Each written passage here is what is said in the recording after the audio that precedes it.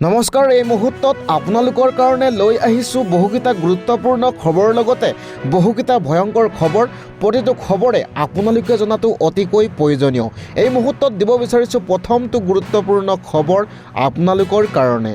1 এপ্ৰিলৰ পৰা সলনি হ'ব অনলাইন পে'মেণ্টৰ নিয়ম। RBIৰ ডাঙৰ ঘোষণা। এই মুহূৰ্তত জনাইছোঁ গুৰুত্বপূৰ্ণ খবৰ। 1 এপ্ৰিলৰ পৰা সলনি হ'ব অনলাইন পে'মেণ্টৰ নিয়ম।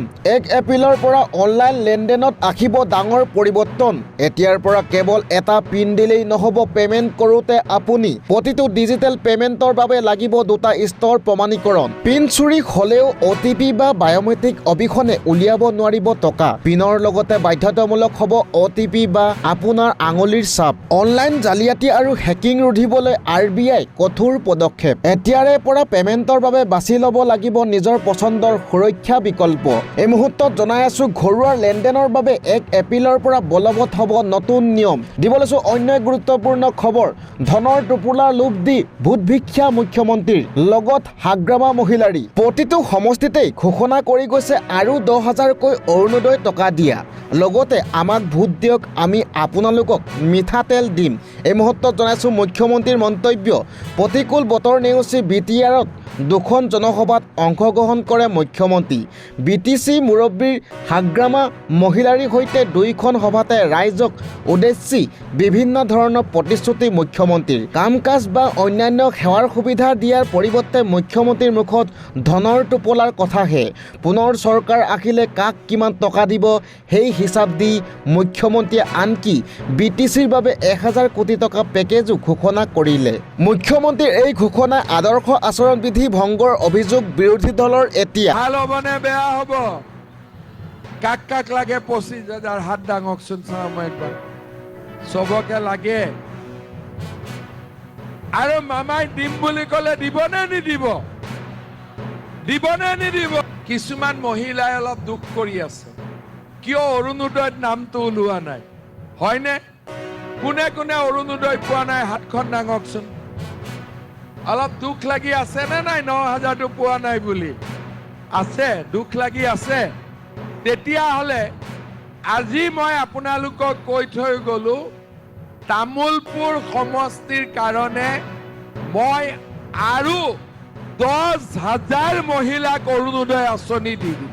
আপোনালোকে হাগ্ৰামা মহিলাৰী আৰু মোক ইলেকশ্যনত জিকাই দিয়ক। এইবাৰ আপোনালোকক দালি, চেনি, নিমখৰ লগত মিঠাতেলো আপোনালোকৰ ঘৰত আহি পাই যাব। দিব লৈছোঁ অন্য গুৰুত্বপূৰ্ণ খবৰ।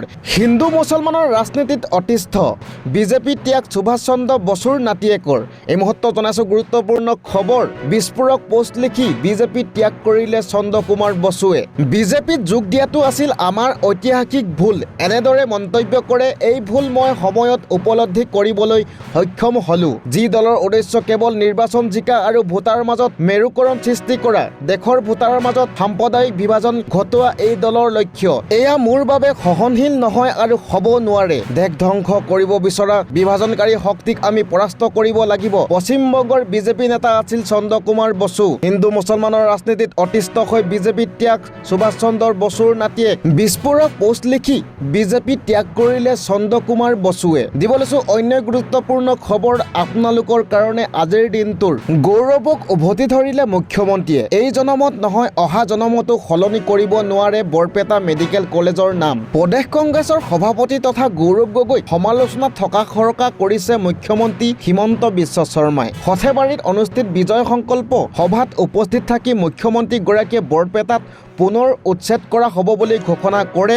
কংগ্ৰেছ চৰকাৰ আহিলে পুনৰ বৰপেটা মেডিকেল কলেজৰ নাম ফখৰুদ্দিন আলী আহমেদ মেডিকেল কলেজ কৰিম বুলি গৌৰৱ গগৈ দিয়া প্ৰতিশ্ৰুতিক চেলেঞ্জ মুখ্যমন্ত্ৰীৰ। মুখ্যমন্ত্ৰীয়ে কয়, যদি অসমীয়া মানুহ এক হৈ নাথাকে, লাগিলে যিয়ে নকওঁ কিয় আমি আৰু 10 বছৰ পাছত বৰপেটা জিলাত কোনো জীয়াই থাকিব নোৱাৰো। সকলো গুৱাহাটী উঠি যাব লাগিব। আপোনালোকে চিন্তা নকৰিব, বৰপেটাত বেটাইহঁতে যিমান চৰকাৰী মাটি দখল কৰি আছে এটা এটাকৈ খেদিম। যিয়ে চৰকাৰী মাটিত বহিব আমাৰ ওপৰত ৰজা হ'ব বিচাৰিছে মই মুখ্যমন্ত্ৰী হোৱাৰ পৰা আগৰ দৰে বাহাদুৰি দেখুৱাব নোৱাৰে। যোৱাবাৰ ঠেং ভৰি ভাঙিলোঁ, এইবাৰ কামিহাড় ভাঙি দিম, যাতে অসমত আৰু কেতিয়াও অসমীয়া মানুহৰ ওপৰত ৰঙা চকু দেখুৱাব নোৱাৰে, এই বুলি মন্তব্য আগবঢ়ালে মুখ্যমন্ত্ৰীয়ে। দিব লৈছোঁ অন্য গুৰুত্বপূৰ্ণ খবৰ।